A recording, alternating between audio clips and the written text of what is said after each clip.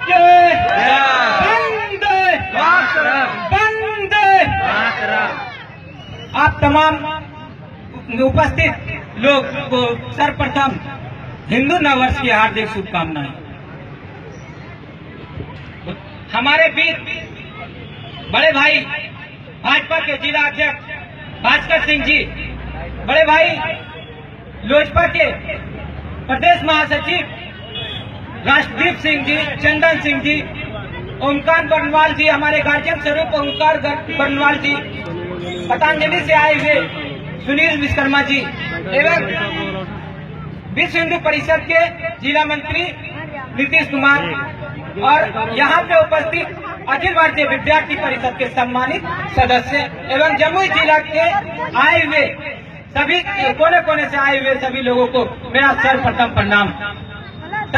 मैं इस मंच पर खड़ा हूँ और आज इस मंच पर खड़ा होने के पहले मैं कुछ बोलने से पहले मैं सर्वप्रथम माँ सरस्वती विद्या की दानी, युवा के प्रेरणा स्वरूप स्वामी विवेकानंद स्वामी, भारत माता श्री रामचंद्र जी को मैं सतत नमन करता हूँ। आज दोस्तों हम लोग हिंदू नववर्ष मनाने के लिए एक जगह एकत्रित हुए हैं। हमें लगता है कि भारत में 125 करोड़ की जनता क्या रहती है, वहाँ पे 25 करोड़ भी जनता को इस हिंदू नववर्ष के बारे में पता नहीं होगा।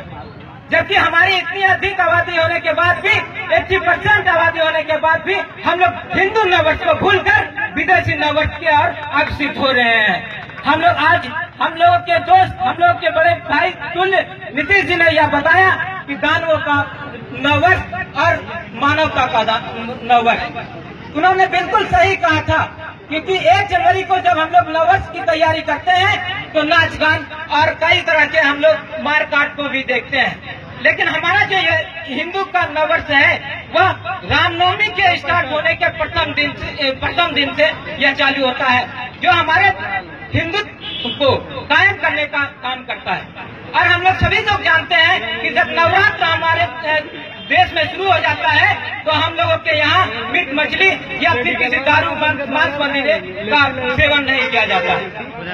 आज हम लोग भारत माता कहने से डरने लगे हैं। अपने भारत में रहकर अपने हिंदू होने पर अपने आप को गर्वान्वित महसूस होने के वजह हम लोग भागते जा रहे हैं। हिंदू के नाम पर, हिंदू भारत माता की जयकारा करने के नाम से हम लोग पीछे भागते जा रहे हैं। इसका कारण यह नहीं है कि हमारे देश के युवा लोग को जानकारी नहीं, हमारे युवाओं को हर पल दबाने का प्रयत्न किया जा रहा है, क्योंकि हमारे देश के कुछ ऐसे लोग हैं जो हमारे देशद्रोहियों को अपने देश में समाज बनाने का काम कर रहे हैं। मैं उन नेताओं को कहना चाहता हूँ कि हाँ, सुन लीजिए कान खोलकर नेताजी, हमारे देश के युवा जिस दिन भाग गए उस दिन हमारी आबादी 80% है। आपकी सत्ता जो बाप की जागीर आप समझ के रखे हैं, उस सत्ता को हम उखाड़ कर फेंक देने का काम करेंगे। आज से हम तमाम युवाओं को यह आगाज करना होगा कि हम लोग हर एक साल 1 जनवरी को जो नववर्ष मनाया जाता है, उस नववर्ष को छोड़कर हमारे जो हिंदू नववर्ष है उसे मनाने के लिए हम लोग कैसे अग्रसित हो। अपने बच्चों को कैसे हम लोग बोले कि हमारा जो नववर्ष है वह 1 जनवरी नहीं, आज के दिन से शुरू होता है।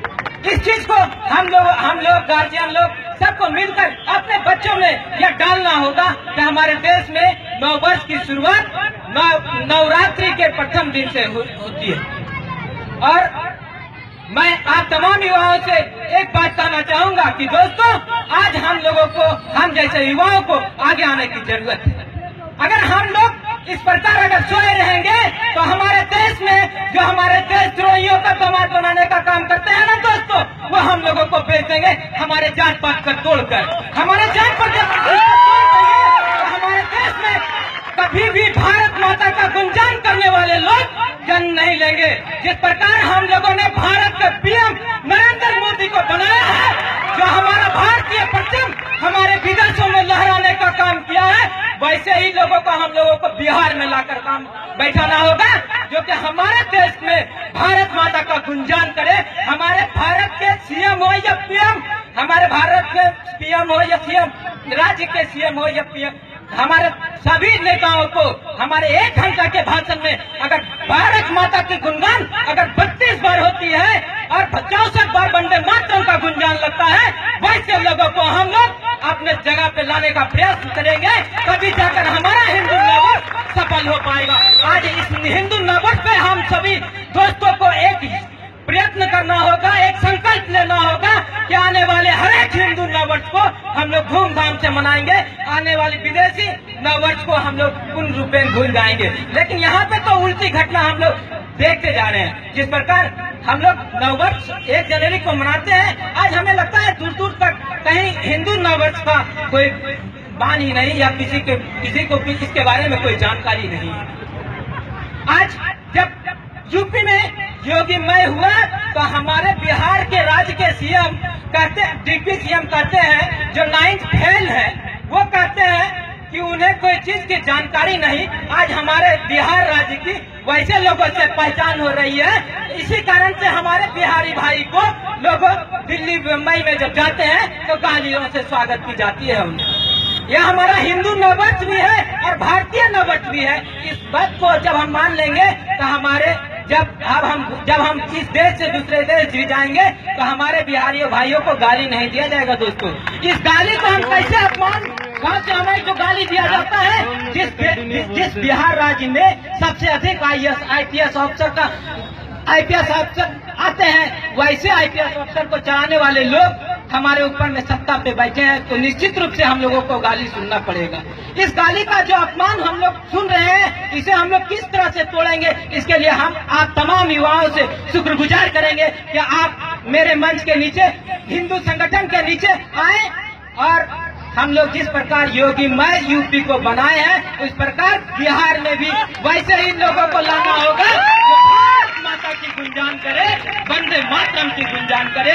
इसी के साथ मैं अपनी भाषण को विराम देना चाहूंगा और आप फिर से एक बार आप तमाम लोगों को हिंदू नववर्ष, भारतीय नववर्ष की हार्दिक शुभकामनाएं। धन्यवाद। माता के वंदे मातरम, भारत माता के वंदे मातरम, जय जय श्री राम, धन्यवाद।